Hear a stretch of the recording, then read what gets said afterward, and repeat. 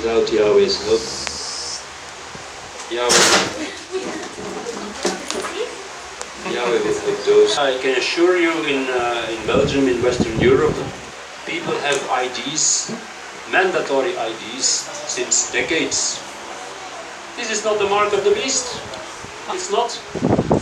Show me in Scripture that it is a sin to submit to your government and to have an identification so that they can identify you, which citizen you are from their country. It's not there. Resisting authority of the government, that is a sin. That's in Scripture.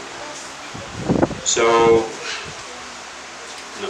People sometimes worry about this and that and the other thing. It's no sin, that's no sin at all. Okay, so far for the mark of the beast. Let's continue. For 40 in reality. Let's continue with the message about honoring parents. This was a message given, I think, December 14, part 1. So that's already 4 weeks ago, I know.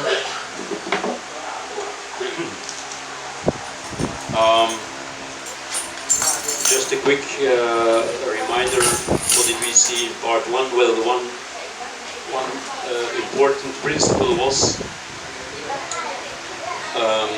man and woman should leave their parents when they marry. That was one point. So we already know honoring parents does not necessarily mean that you continue living with them throughout your life. Actually, it's an order. You must leave your father and your mother and become one with your spouse. That's one thing we saw.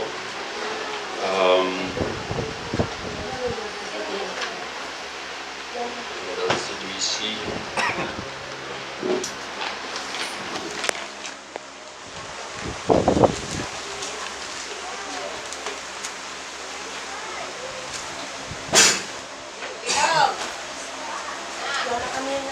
We saw the example of Jacob, who even at the age of 57 still followed instructions of his parents.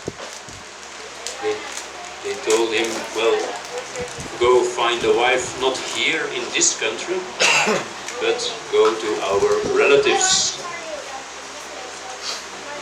who were living in the nearby country, and he obeyed.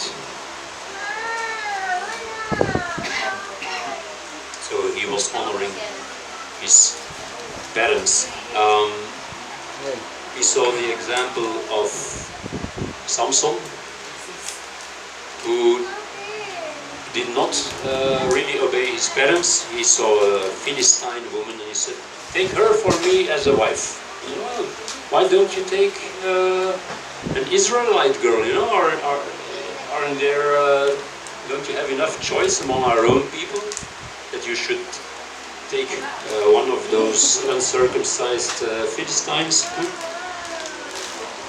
But this was of Yahweh, so it did go ahead, it pushed through, but this was of Yahweh, so this also was fine, but it was of course a special circumstance, because Yahweh was behind it.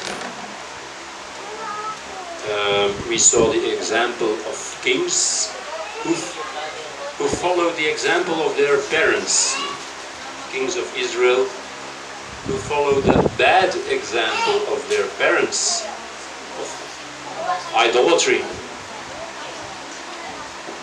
And of course, we shouldn't do that. We shouldn't honor our parents to the point of disobeying Yahweh, obviously. And then there were those kings who also followed the bad example of their parents, of their father, who was king.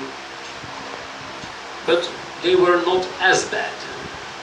So you have different, let's say, different grades, so to speak. Completely following bad example